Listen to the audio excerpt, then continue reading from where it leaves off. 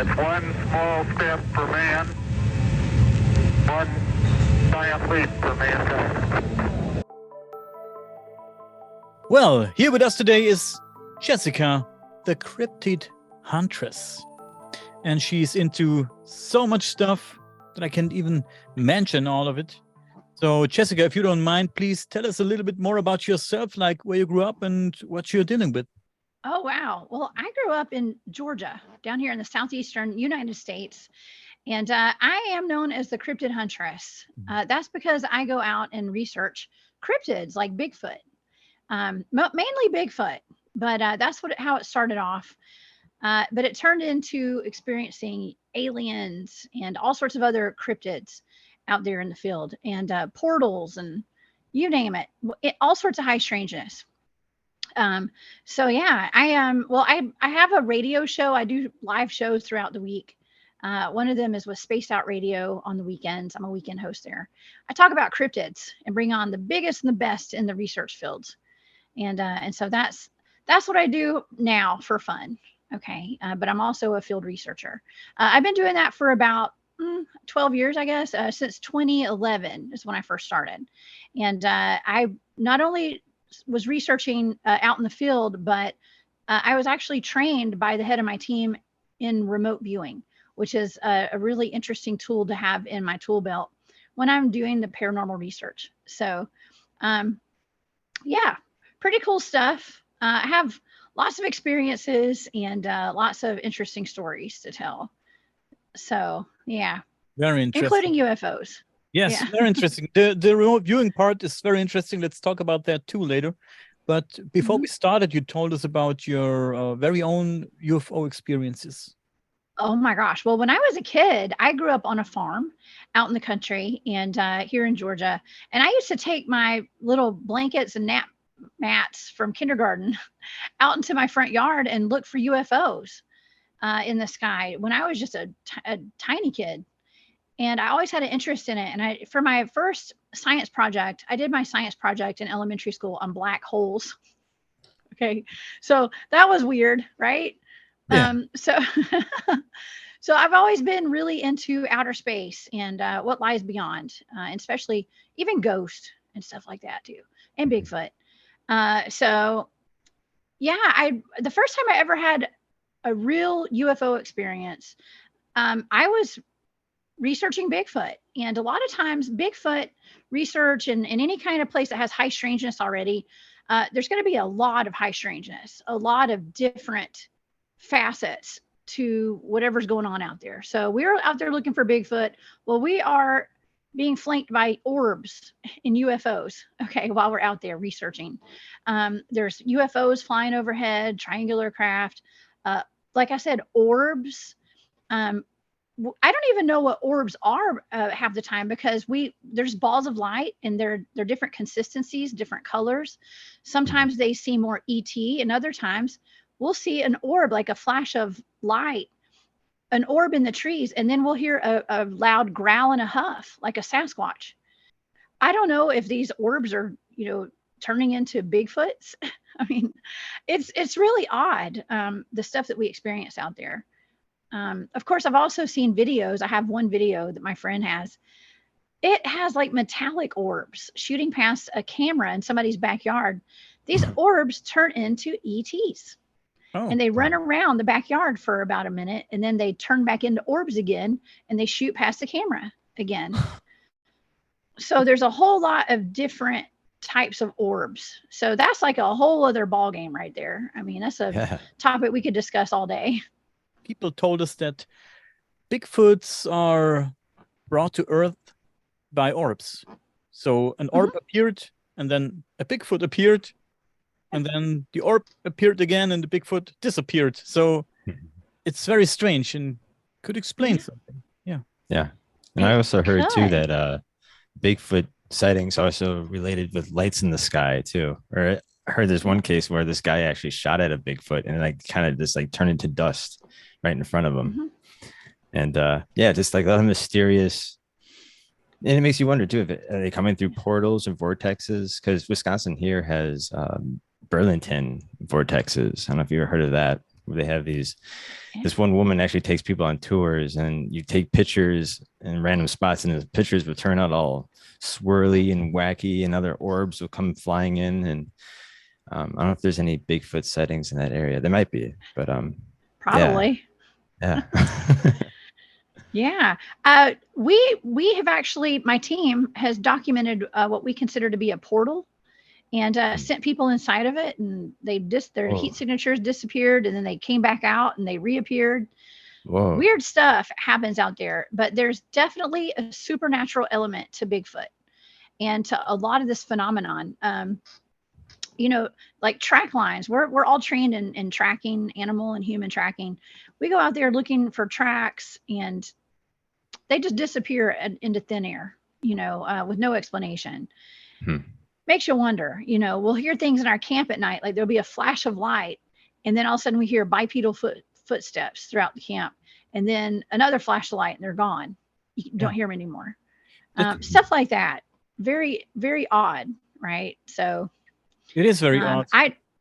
It's very odd. I just my team and myself, we have concluded that there's definitely a supernatural element to Sasquatch. Yeah, for sure.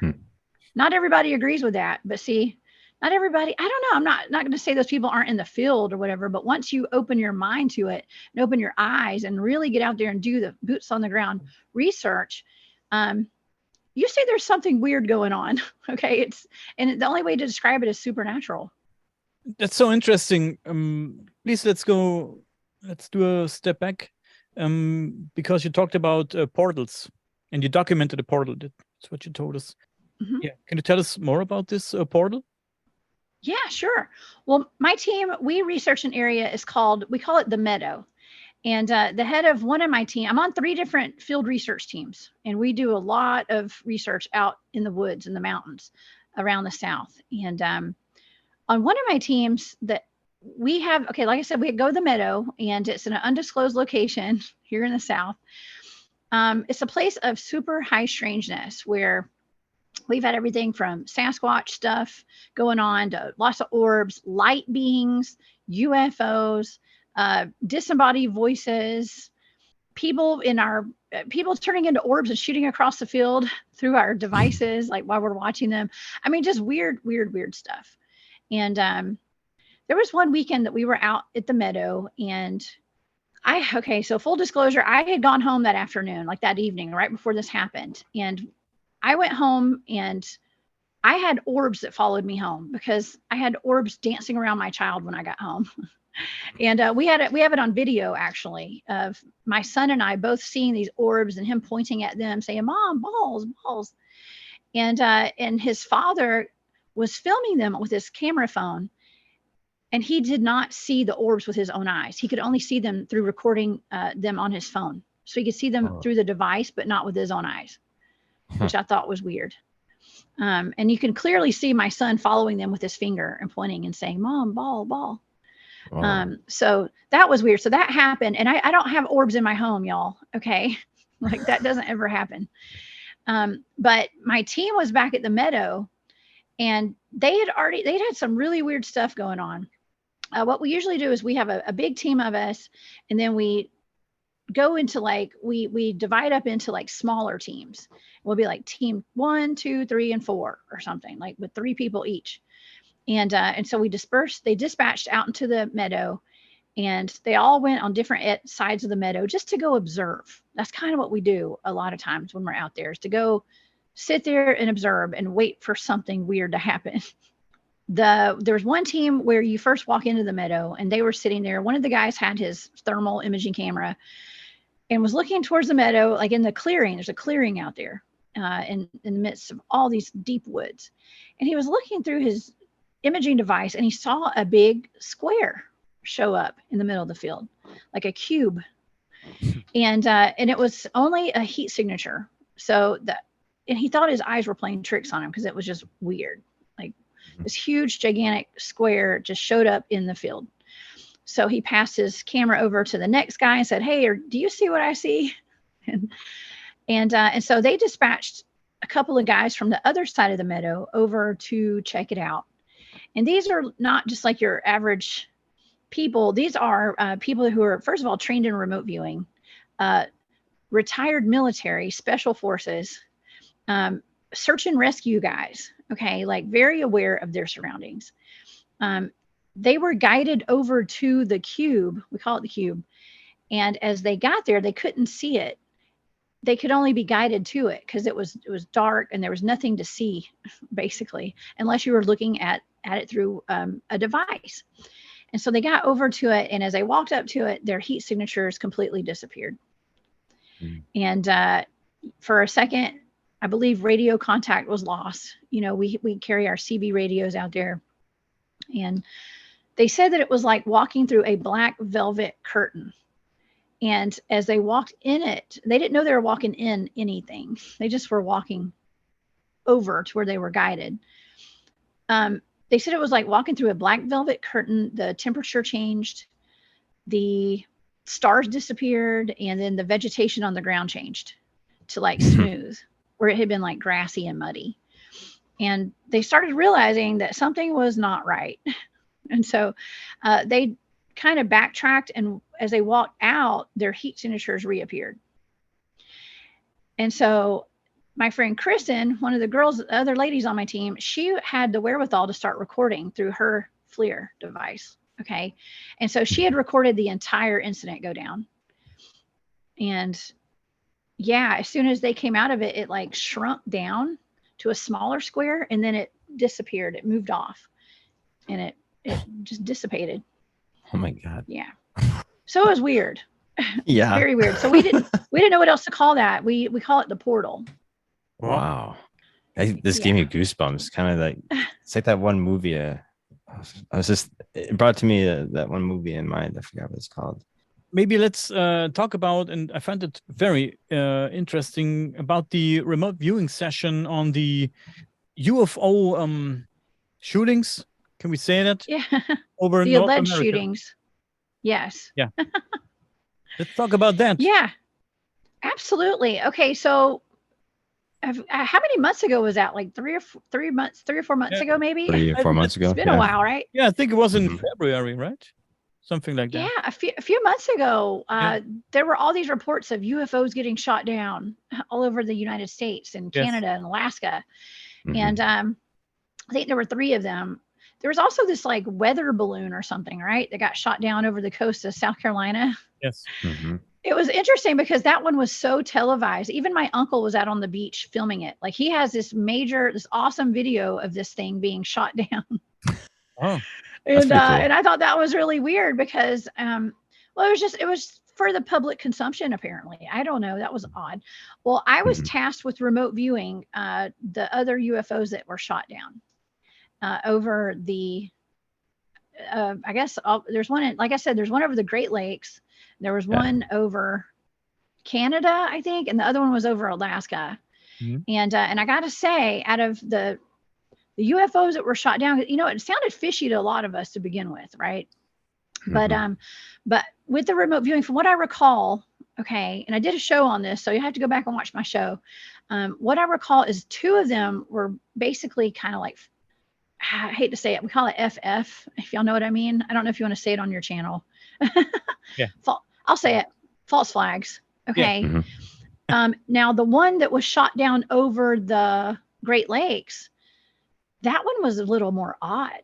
Okay. That one actually, I picked up on a portal, and I picked up on, I believe it's almost like one of the aircraft that was chasing it, apparently, it got shot at, or something happened to it. Like it was attacked by the craft or something. Like the craft was like on, like that fighter jet or whatever it was like on the defensive, if you know what I mean. Yeah. Like it was really odd. I don't remember all of my data right off the bat, but I do know that 2 of them I don't believe were legit, like real alien UFO stuff, like from another dimension or wherever these crafts come from. But the 3rd one had a little more legitimacy to it. So, I don't know. I think it was just kind of part of like, they were trying to do some disclosure or something, like kind of open the public up to Yeah. whatever they're planning on doing. I don't know, to kind of let everybody in gently, is to like, oh, UFOs are real, you Yeah. know? I think this is So the slow drip of disclosure. And yeah, me those too. 2 jets actually flew out from a military base out of here in Madison, where I'm at. Oh, they did. Oh, Yeah, with you're close to yeah. that. Yeah. Interesting. What was your feeling about it? Again, the description that the pilots were saying that it looked was it like a octagon shaped? Was it Mm-hmm. that? And then yeah, it's very odd. Yeah, The fact that these was pilots odd. are flying right next to this thing and they're saying they're like tic tac shapes or triangles and squares and other things, stuff that doesn't Yeah, a look like bunch they of can fly, geometric honestly. shapes. Mhm. I picked up on all that with my data too. A whole bunch of geometric shapes kept coming up and stuff. So you don't Mhm. hear about a whole lot of craft that are shaped like, what is it? Like was it a hexagon or a pentagon Mhm. or Yeah, something like yeah, that? yeah. Yeah, it was When weird. when was the last time you heard about a UFO that's shaped like a bell? Like a bell? Yeah, Not recently, I haven't, but there's been a lot throughout history. right. So Yeah. I haven't heard about one recently though. Yeah, I heard about one just today before we started our podcast here. I had a phone call Ooh. from a young guy who told me his story, and he had 2 UFO sightings a few years ago, like 3 or 4 years ago, and he told me about the bell-shaped UFO, which I found very strange. But Wow. yeah, seems Mhm. like they're out there somewhere. The bell-shaped. Yeah. Well, so one of my teammates, who's the head of one of my teams, the North Georgia Cryptid Researchers, we call him Grumpy. He lived in California and was I believe he was a sheriff's deputy out there for a long time and a search and rescue guy. He's also one of the guys who walked into the portal that I told you all about. Oh wow. Um, he when he was living out in California, and he was a police officer, he encountered what they consider to be like a carousel UFO that looked almost like a carousel at a fair. And it was Wow. spinning around like a carousel. And Oh, he was called out because on a call, because the local high school there, I forgot the name of the town he was living in. The high school, all the lights were flashing off and on. And it was like the football stadium, all the lights in the school, everything was just going, the power was going on and off and on and off. And so they had, and the alarms were going off and everything. So they were dispatched out there, him and another guy. And when they got out there, there was a UFO hovering over it. And it seemed to be the cause of whatever was going on there. They actually got in their car and locked the doors and drove off. you know So yeah, what weird I stuff. That was in the 70s, I think. in the 70s. You know what I find interesting is that if you look at all the UFO sightings from many years ago, how the shapes of the UFO always fit the decade. They I know, right? yeah, I noticed that. It makes you wonder. yeah, 60 UFOs were these yeah, It's saucer. like bell bottoms in the 70s, and now we got, capri pants in the 2000s. I mean, Right. And then we weird. had Tic Tacs, and then we had this and with that. It always Yeah, would fit the decade they were in. So it was very strange. I've noticed that too. That is really weird. You'd think that they'd all be kind of the same throughout history, right? Especially if they're time travelers and stuff. Yeah, It's right. it's really weird. It is weird. So, So are you dealing with abduction cases too? oh yes. Okay. Well, part of what I do now, if you mean like UFO alien abductions, I think they're all kind of clumped together in what I do, because doing the Bigfoot research, we have encountered UFOs. Okay. And matter of fact, one of the first times I went on an expedition with my team, I had an incident with my partner, one of the guys that was out there with me. We kind of got accosted by a UFO, a low flying UFO. We had a lot of strange stuff going on. And it's kind of a long story, but at the end of it, the head of the team suggested that we start learning about alien abductions. So I was out there to be a Bigfoot field researcher, not to be told I was possibly abducted by aliens out in the field. You know what I mean? So, but I'll go ahead and give you a little rundown real quick about what happened, because it'll make more sense. So we had gone out in the field the first night that I was there, and had some possible cloaked Bigfoot activity. It's like something ran up behind me and hit the back of my legs and just kept running, and I could feel it and I heard it, but there was nothing there. And as I was walking up this hill, got up to the hill, there was actually a Bigfoot that peeked his head around a tree right in front of me. We decided to go back to that field the next night to do some investigating. And my partner and I, well, we were out there all day, all night, trying to blend into the environment in hopes that we'd have a Bigfoot experience. And as we're sitting out there, it started to get dark. And we had checked our equipment, like our recording devices, anything that had a time on it, digital clocks or whatever. His clocks had gone forward an hour and mine had gone backwards an hour. And things were everything was kind of malfunctioning at one point. And we were a little bit confused as to what was going on. And we started seeing lights in the sky as soon as it got dark that were moving in triangular patterns. They weren't like regular airplanes, like way up in the sky where we were above where we were sitting. And then a light showed up on the side of a mountain right beside us. And it was like moving in a horizontal line. It was like a big bright orb. It was moving back and forth, left and right, left to right, back and forth across the side of the mountain. And we both thought first we thought it was a car. And then we're like, wait, there's no trail. There's no road over there for it to be a car.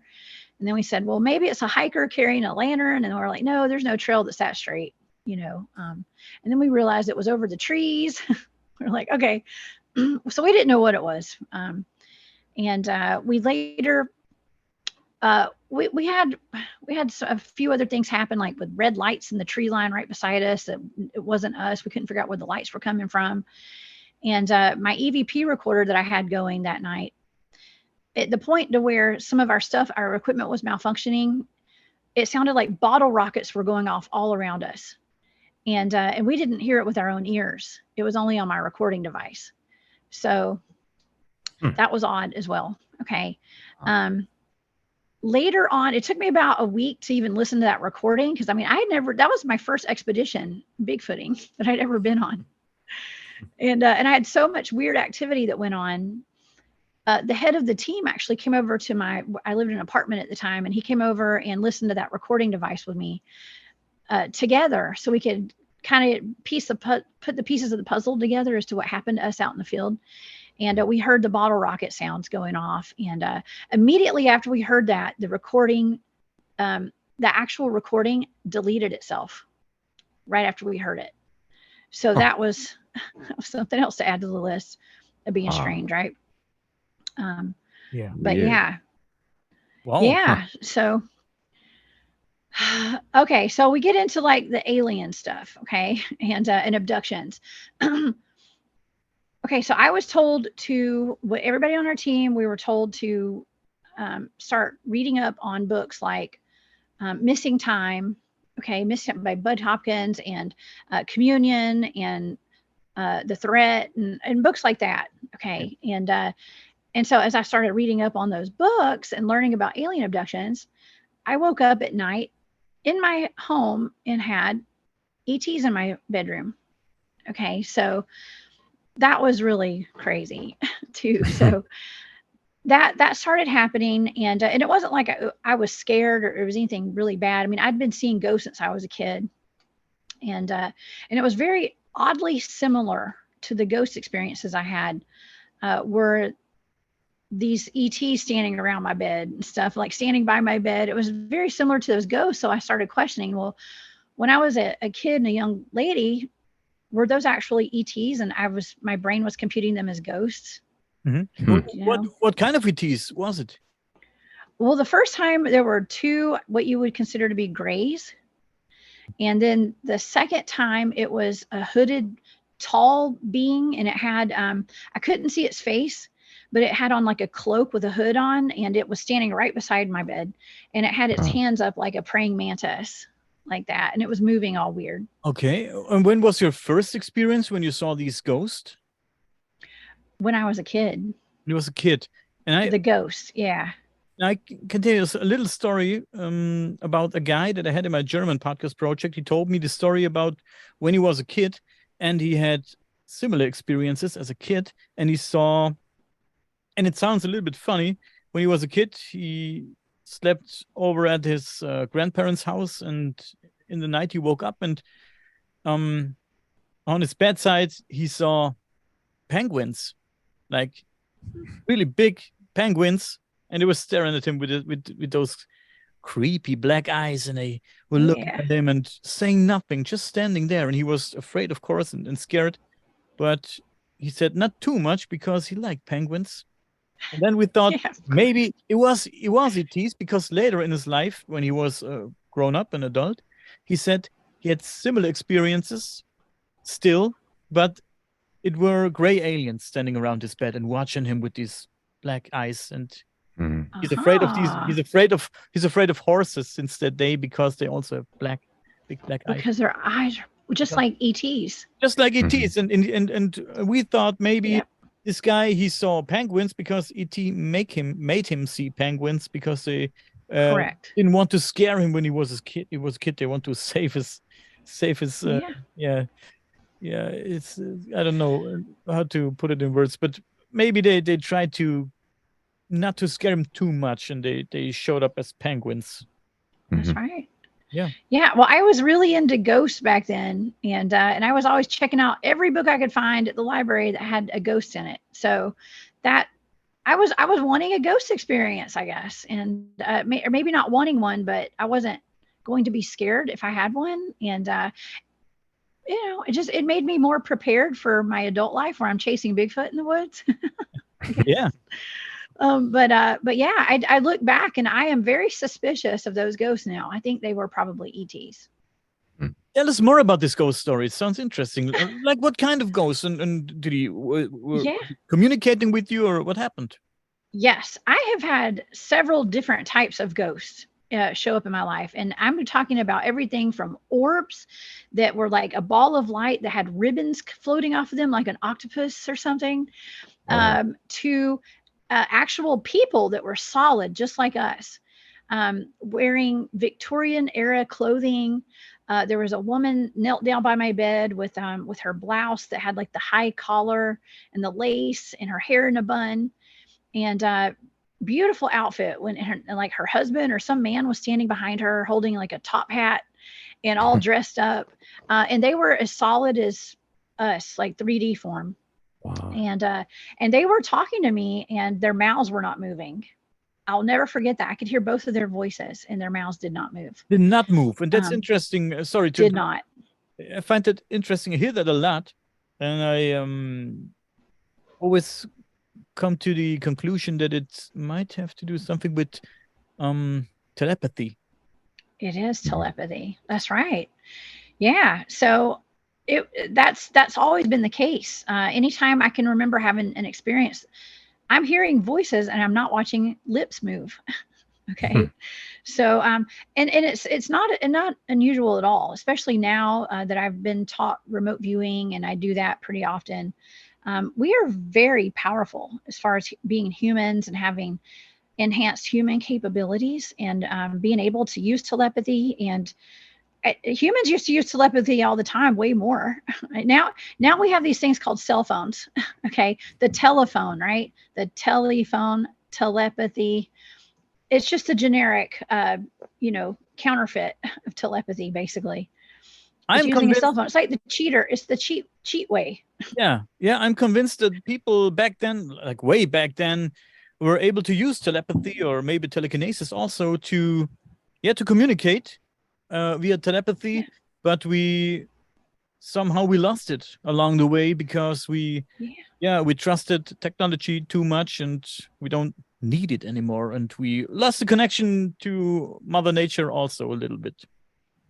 Yes. Well, people are much more easily controlled when they don't tap into their powers, their superpowers. And plus these phones are like spying devices anyways, right? And so these phones serve many different purposes, to not help us to elevate. I mean, it helps us to elevate in some ways. I mean, my goodness, we have the whole world at our fingertips right now, literally. But also, we're not using our basic essential, talents and gifts that God gave us because we're so switched off to it. And plus our psychic abilities have been under attack for many, many years with the fluoride in the water, and the foods that we're eating and all this processed stuff and all the fear coming out of the televisions and all that kind of stuff. We're kind of, it's by design. Let's just put it that way. It's by design, not using these superpowers that we have. I mean, a phone is how you use it. It's the way you use it. You can use it to read a book or read interesting articles or to learn something, or you can use it to watch fucking TikTok videos and slowly make your brain disappear. Yeah. I mean, I love my phone. I connect to the whole world through it every day. I appreciate having it. But also imagine one day we have some kind of EMP attack or something, and we don't have our phones anymore. There's no more internet. Then what? What? Then what? All somebody's got to do is flip a switch, and we don't have those anymore. Of course. Yeah. That's since we talked about penguins and ghosts and ETs in the bedroom. I'm right now doing research for another podcast episode for my German channel, and it's about UFOs and owls, and we hear that a lot. Ooh. What can you tell us about that? I'm sure you know something. Oh yeah. Oh my gosh. One of in the past few months. Okay, so. First of all, when I was a kid, I grew up on a farm, okay, and when I got old enough, this is just a side story, y'all, okay. When I got old enough, I was able to go have my own bedroom downstairs in this log cabin that we lived in, okay, and I didn't have to sleep upstairs with my mom and my dad and my brother and my sister. I got to go have my own room downstairs, and this house was a little creepy, y'all, and we didn't have real curtains. We had like lace curtains where you could see through them, and whenever it would like thunder and lightning and stuff, like my dad had a taxidermed owl downstairs in my bedroom. And so whenever the lightning would flash, all I would see was the owl and it looked like it was going to attack me, So I always had this weird thing with owls or whatever from that experience as a kid. I always thought they were beautiful, but they were odd, right? And then fast forward a few years, my cousin Jesse, okay, shout out to Jesse. He and his mom were driving home one day and one night, and they had been he's very attuned to like UFOs, ETs. He's had contact, has Sasquatch potentially living on his property and things like that. And he's also an artist, and he has done art with these owls in them. They were driving home one night, and these two white owls sitting on a tree in their driveway, like gigantic owls, just staring at them as they drove down their driveway out in the country.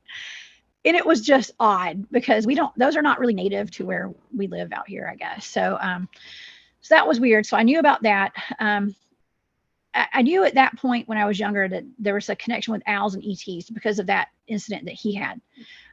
Now we were in the field. I took some friends up to one of my spots where we have Bigfoot activity one night, and we had some Sasquatch activity, some pretty intense Sasquatch activity that night. And right as I had seen this orb and it flashed through the trees, and then we heard this big huff and a growl. It started pouring down rain, and like it forced us to jump in the car and take back off down the mountain because it was raining so hard at that moment, right when it was almost like something caused the rain to chase us out of there, right? And when we finally got down and we hit the main road, we were driving, and I was in the back seat of this car, and an owl came out of like nowhere and swooped down in front of the car, and it turned sideways in slow motion, and it stared at us as it swooped in front of our car.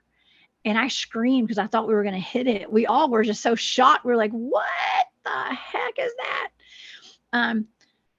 But we had just left this field. We call it the UFO field, okay? Because that's the same field where that my partner and I had been accosted by UFO that night. So it's just odd. We have owls that show up at the most peculiar times. Do you know what I mean? Where it just doesn't seem normal. It definitely does not seem normal under any circumstance. Is why these owls would be there. So I've experienced it personally, and I know people that have experienced owls when it could have been ETs or something. So. Wow. Actually, that's like It the first happens. time I ever heard there's a connection. Daniel, that's the first time I actually heard that connection, because it's kind of funny because I'm actually obsessed with owls ever since I was a kid. And the fact that I am in love with UFOs, and I actually have them both tattooed on my body. So it's kind Oh, of wow. it's kind of funny. I got flying saucers and an owl on my arm. Yeah. So it's kind of funny that you guys put those two together. I'm like sitting here like, oh shit. There's a reason. There's a reason why. There's no coincidence to any of that. Maybe, yeah. Have you guys heard about the Kelly Hopkinsville case? Oh yeah, the Kentucky Goblins, of course. Oh yeah. Goblins, Yes. or some say might be owls. No, those are not owls. Yeah, I know they were not owls, but owls, but They did say that. Yeah. Yeah, they did. Well, of say course, the rational brain, our rational minds want to make it into something that we're familiar with. Okay. And that's how it is with a lot of these experiences that people have. Your rational brain either wants you, they don't want you to lose your mind, right? Because experiencing cryptids, aliens, Sasquatch, Dogman, Mothman, lake monsters, whatever it is, your brain does not want you to, your brain is trying to rationalize it, let's just say. And just like with me seeing those ghosts, which I think now were ETs, there's also the whole aspect of cryptids being able to, and aliens in particularly, being able to put a vision into your mind, like almost like a hologram. It's like you're not seeing what you're really seeing. It's like a screen memory. Okay, and so they're really good at doing that kind of stuff too. The Hopkinsville, the Kentucky Goblin story, that was a weird story. And I actually did a show where I was tasked with the remote viewing target of that incident.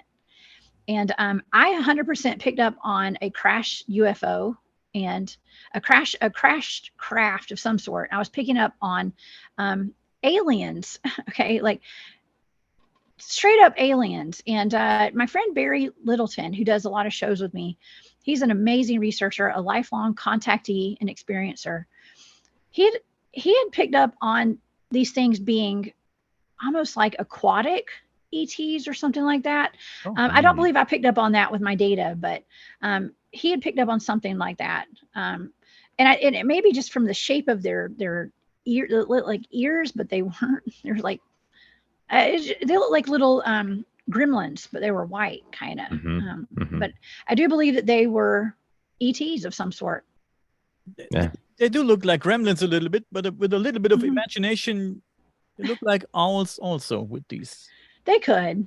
Yeah, but they could, but there were a bunch of them, and actually the people in that home actually shot at them. Yeah, and, yeah, they were scurrying around. Owls would have flown away. Those things didn't fly. And it was so random. What happened was so random. Like a UFO comes down, those gremlin-like or goblin-like aliens get out and try to get in the house. So well, they were going for the children. Actually. Oh, you think so? I do think so. Yeah, they were going for the children. Now, were they trying to just communicate with the children, or did they want to get the children? That's up for debate. Was it part of your remote viewing session? Yeah, that was part of my remote viewing session. And it turns out, I believe the dads that were there, like the men in the house that had the weapons, and the mothers, they were terrified because they thought that the things were going to get their kids. And I think that was they were panicked because it was so terrifying. But they were double panicked because they were worried about the children. It's often children, like the case in Ruva, Zimbabwe. You know about the Ariel School case in Ruva, Zimbabwe. It was also. I just did a show on that. Absolutely, I remote viewed that. That was another blind target that I just did. We can talk about that.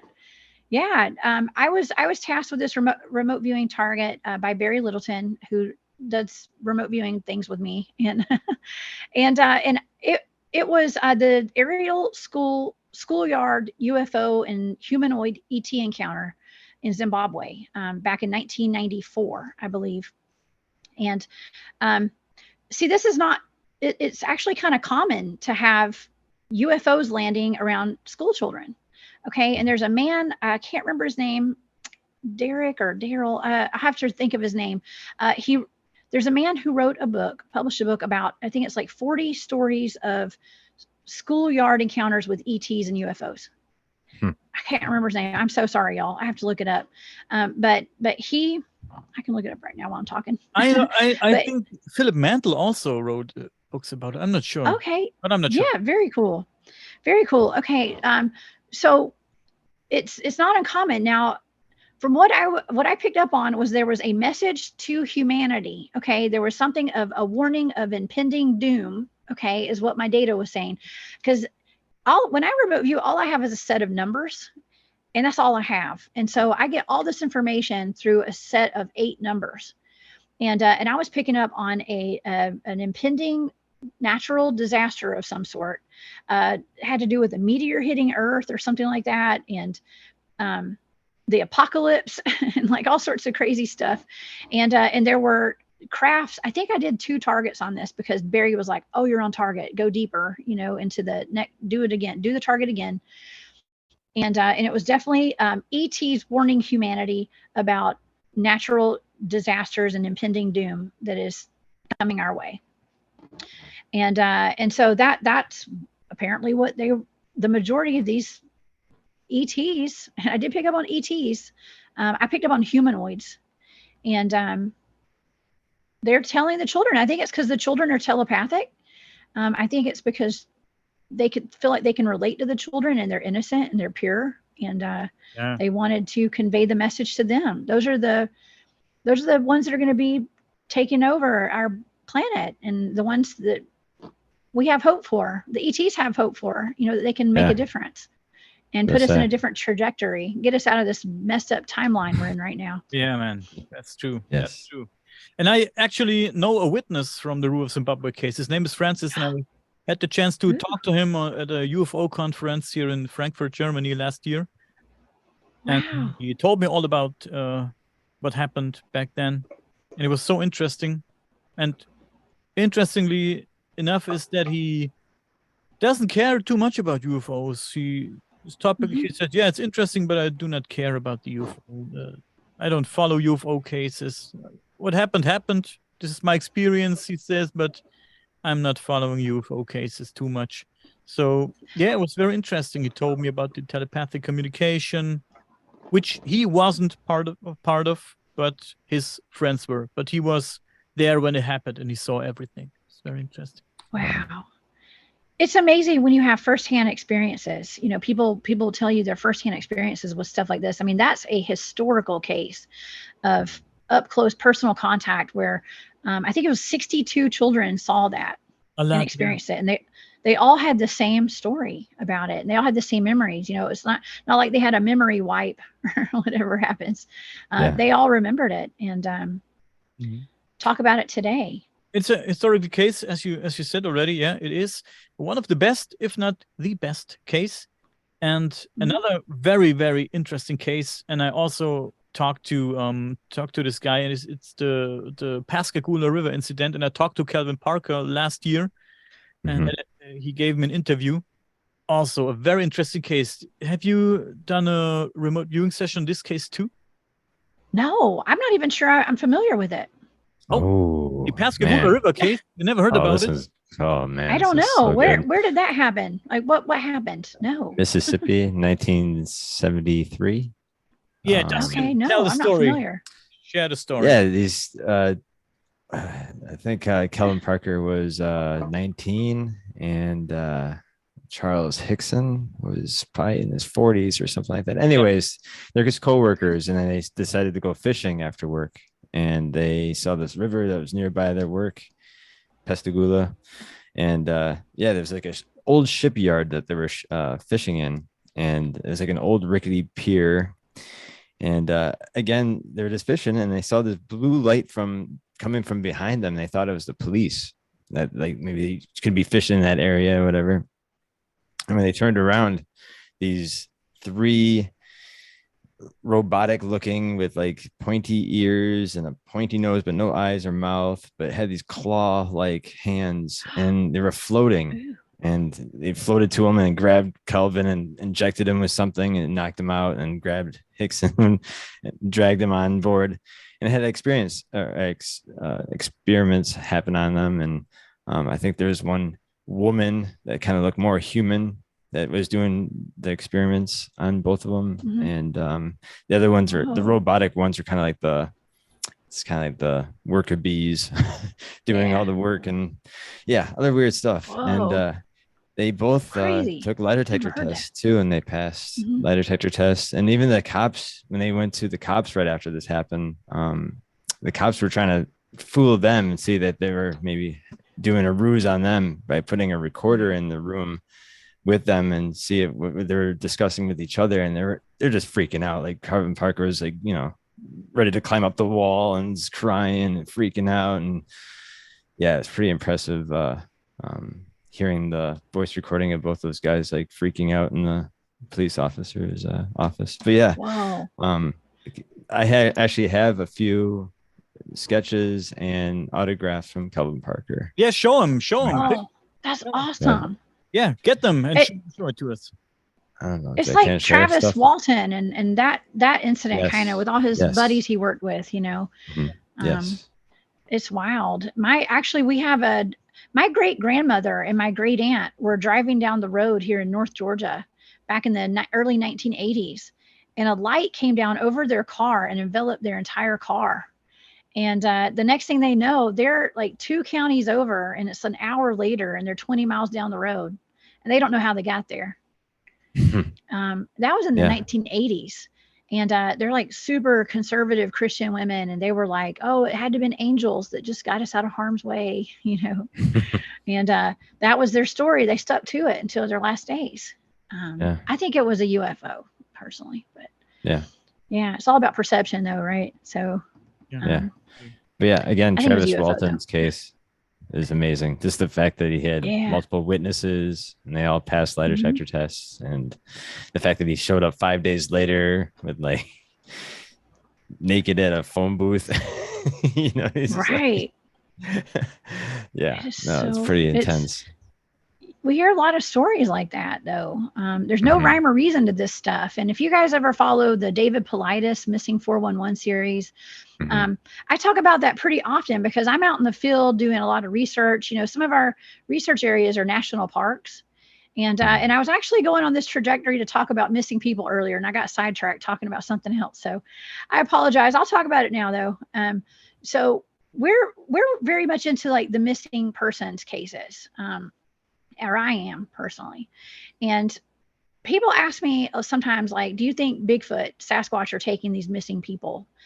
Because if you follow the series, you'll know that there are hundreds of thousands of people going missing like every year out of the United States with no trace. And a lot of those people are being taken out of, or they're just disappearing out of our national park system, our national parks. And so and I think that there's a whole lot of different things that could attribute to that. I don't think that Bigfoot's taken a bunch of people. Okay. I also don't think they're all getting taken by UFOs or aliens or crafts. I don't know. If you put it's like the map of the cave systems of the United States over a map of the Bigfoot sightings, over a map of the deep underground military bases, over a map of the missing people, they all correlate. It's like the same map. Okay. So it all goes hand in hand. So there's a connection to a lot of this stuff. I think it is all connected in some way, but we do have a lot of people going missing without a trace. Oh yeah. And could have something to do with these ETs and UFOs. And orbs. Not all of them, but some. Yeah. It's so interesting. Do you deal with these cases of cattle mutilation too? I can't remember. I don't think I've ever done a case of the cattle mutilations. Now, I've talked about the cattle mutilations when they had the recent ones in Texas. We talked about those on one of my shows, but I did not remote view that. No, I do have something that I did remote view, which is interesting, that has a connection to that. And that is the Dyatlov Pass incident. Oh, that's so interesting. From 1959 in Russia. And, and I know it sounds weird. Like, what does a cattle mutilation have to do with 9 Russian hikers going missing and being found dead? Well, some of their bodies were mutilated like cattle. And I had been tasked with a remote viewing target of that. I actually did 4 targets. And it was divided into the different groups, excuse me, of people, of how they were found dead. Like, there was an overall target of like what happened to those hikers, right? That was one of my targets. The next target was like, what happened to the first 2 people that were found dead by like a tree? And then the next was like, what happened to the other 3 people that were found dead in another cluster? And then what happened to the 4 that were found at the very end, like months later? And it was all the same. Like, I got the same data for pretty much all of them. As like, these people were scared out of their tent in the middle of the night. And but for people who don't know the story, there were 9 like people from Russia, hikers that were college students. I believe they went hiking, like snowshoeing in the Ural Mountains. And they were going to be gone for, I think it was like a week or 2, I think. And they were supposed to check in. They had these like check-in points where they were supposed to check in at some point, you know, when they got to their destination. And they never checked in. And so a search team was sent out to go find them, and they were found like a mile off course, right? And it had been snowing. There had been a blizzard or something. And their camp was found where their tent was ripped open from the inside. Like somebody had ripped it with a knife or something. And you could tell that they had gone running, probably in the middle of the night, out. And there were different areas where different ones of them were found dead. Okay. And they were all either barefoot and it was 15 below zero. So it would have been a suicide mission just to leave the tent like that. So something obviously scared them out of their tent. There were 2 of the guys were found. I believe it looked like they had torn some limbs off of a tree and tried to start a fire at some point to stay warm. There were 3 others that were found. It looked like they had tried to crawl back to the tent at some point, and they were wearing each other's clothing and like mismatched clothes. And then months later, after the snow melted a little bit, there were 4 others found in a ravine, and their bodies had been mutilated like cattle. Actually, one of them, her tongue had been removed, and her face was cut up like a cattle mutilation. And all 4 of them, they had injuries consisting of being dropped from like an airplane or something, or somewhere high, like a car accident had done like a chest injury to all 4 of them, from what I understand.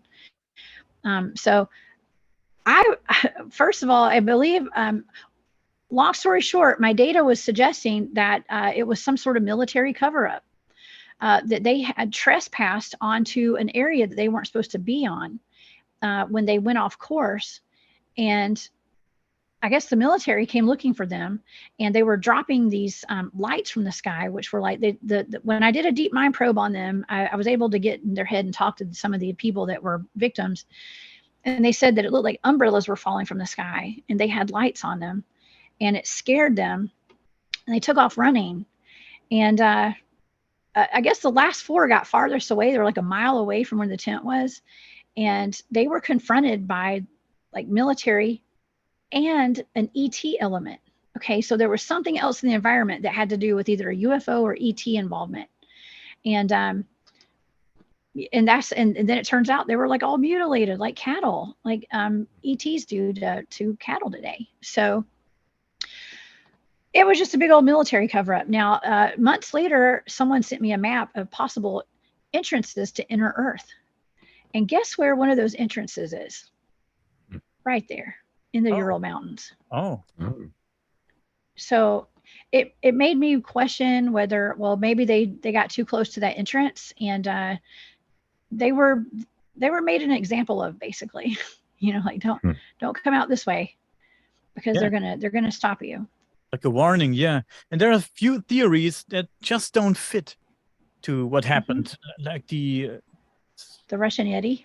Yeah, and they talked about wild animals. They talked about an avalanche, stuff like that. So it just don't fit if you look at the injuries that happened. And wasn't there, like, I think one of the bodies or 2 of the bodies had radiation like their skin are turned yellow and shit like that.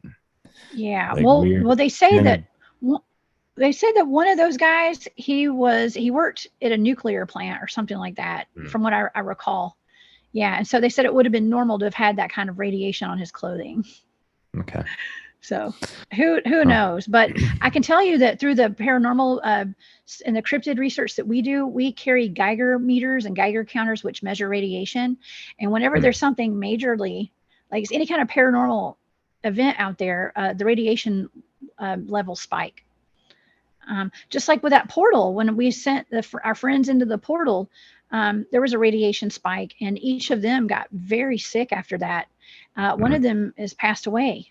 Actually, one of them got a terrible heart condition, and the other one had an aggressive form of cancer shortly after that. Jeez. But the guy you talked about, Dustin, you said maybe two of these guys had radiation on them. And if one of these guys or two guys worked at a nuclear plant, I don't think that there would be radiation on your clothes, especially not on your private clothes. I don't think so. Yeah, that was the story, the though. the whole thing is just mysterious, especially when like one of the other bodies too had all the bones in his body just smashed into like fragments. You know, like again, if they were dropped or smashed by something. But you're saying it might have been, if it is military and ET, do you think they were released something out there and had something go nuts on these people? Okay. Potentially, yeah. Well, and this was actually around the time that I believe it was Eisenhower was allegedly striking deals with the ETs, right? So here in the United States. Oh, right, yeah. You know, who's to say the Russians weren't also working with ET in some capacity as well? Sure. I mean, whatever they do, we do, right? It's like all the superpowers are, you know, they're working with the ETs. We're going to work with the ETs. Well, it's like the Nazis too. Could be. The Nazis are striking deals with ETs and trading technology and and that's where the Nazi bell. That's where those UFO bells come from. You should know this, Daniel. It's in your own backyard. Yeah, I never cared too much about the Nazi bell, to be honest, because I never thought it was a real thing. I don't know what to think about it, to be honest. No. Well, there's a lot of technology that has been taken and that has been like we've taken the technology, like all, us humans have taken this technology. And I actually have a picture. Okay. Somebody sent me pictures of UFO like craft in a hangar at Boeing, like a whole fleet of them. Okay. And I'm not sure what that was being used for. It was obviously not too top secret because it was like in a parking lot with cars and stuff all around it. Oh, okay. But they were clearly, I'll send you guys the pictures after the show today, if y'all want to see them. Yeah, do it. But yeah, I think you guys would appreciate them. After the episode, you can send us pictures so we can edit it into the Let's do it. Yeah. You can see it, make your own decisions. I don't know. Somebody sent them to me as like potentially like some sort of a leak, but I just don't know what they're for. I mean, it looks like a staging area, as though maybe they were going to be used to try to trick us or something, or maybe that's just the future of some aircraft they're making. I don't know. I mean, I had Jim Goodall on my show last week. I guess it was like a week ago. It was on World UFO Day. Okay, and he's cool. my buddy, and he's not a UFO expert, but he knows about UFOs, but he's really into aircraft. He worked in skunk works and things like that. And I mean, I'm not to say that he would tell me I don't know if he knows all the top secret stuff, but he might. But these pictures that I have, you guys, like I said, make your own decision about them when you see them. That's all. Okay, we will. Interesting. I'm excited already. I am pumped. I want to see these pictures. So we are almost at the end, but I have one more question, and I'm interested in if you followed all the stuff around this whistleblower David Grush, who came up with all these crazy stories. What do you think about that?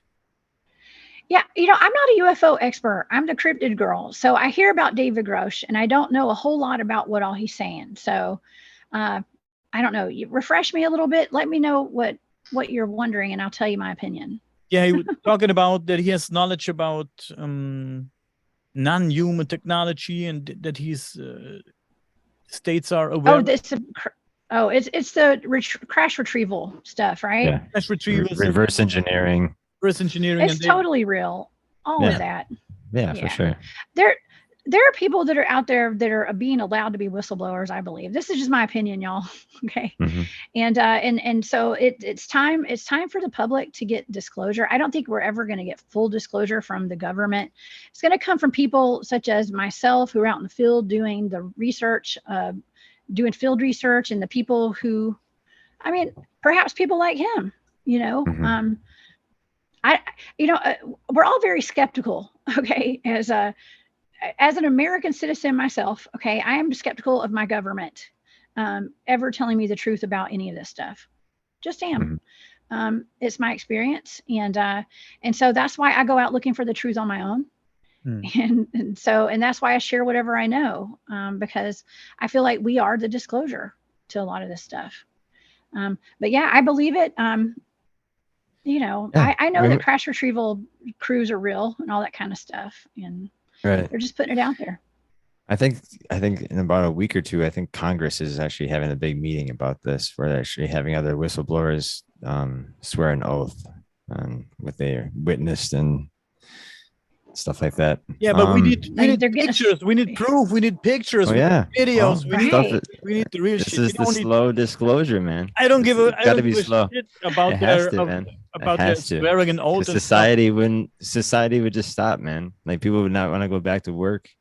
Like, fuck religion. People go suicidal. If it was this flat out there where UFOs are landing on the front door of the White House, no. Well, they have been. Well, watch The Simpsons. There's an episode where a UFO crashes into the White House, right, or something. Right. So, right. And they're never wrong, right? So just wait. Coming soon. They predicted a lot. That's true. They predicted a lot. But see, now Congress has got to be the one to disprove UFOs. So it's the whole flip around. It's not like the farmer has to prove what he saw and witnessed. Now it's fucking Congress has to go, okay, now we have to go in the basement and show you what we don't have. Or, I don't know. I know, right? It all seems so contrived, and they get everybody so worked up, like, oh, this is the time they're finally going to give us disclosure, and then it's just a whole bunch of malarkey. Yeah. But again, it's like nothing burgers. Again, the fact that it's being even talked about in the first place is the disclosure right there. You know what I'm saying? Where it's still being talked about and will still be talked about, even if they show themselves tomorrow. You know what I'm saying? Like, I don't know. I mean, I can show you guys the most amazing evidence ever we've never even released that portal video yet, because we don't, cool. We'll show it publicly, like when we're doing conferences and stuff like that in person, but it's just, everything is just so torn apart. I mean, especially in the cryptid community, the people in the cryptid community eat their own. Okay. Sure. Anytime you do have, there's a whole lot of, you wouldn't believe the amount of pictures when I first started doing this of the people would send me of just trees with red circles around them. Okay. They're like, there's a Bigfoot. And I'm like, no, I can't use that because I don't see it. You know what I mean? Yes. But I appreciate it, but I can't show that. That's not real evidence to me. Sure. If you don't really see it. I get a lot of that myself too. A lot of people like to show me their sightings, and it's just a bunch of nothing. Or it's people just know not to send me those anymore. That's why I don't get them at all anymore, because I'm just like, nope, we don't use those. Sorry. Yeah, and it just makes you think what these people are doing or saying or want to reach. I don't know. Well, when you're looking for a UFO, everything's a UFO. When you're looking for a Bigfoot, everything's a Bigfoot. Right. Okay. So you have to learn to use your discernment. And that's my advice, y'all. Use your discernment.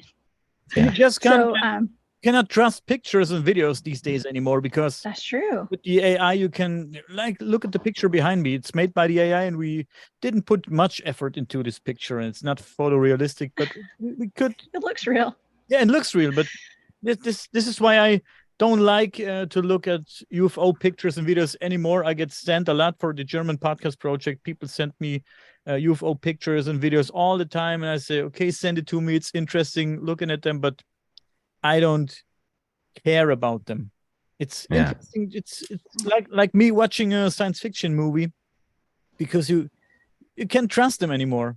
Like Yeah. if this would be the 70s or 80s, and you sent me crazy pictures and videos like I get sometimes, would be another story. But Oh, yeah.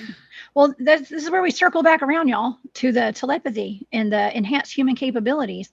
And it's tapping into your intuition and going with your gut when it comes to things like UFOs and cryptids and any kind of strange things that we're being fed right now, like with in the media and all that.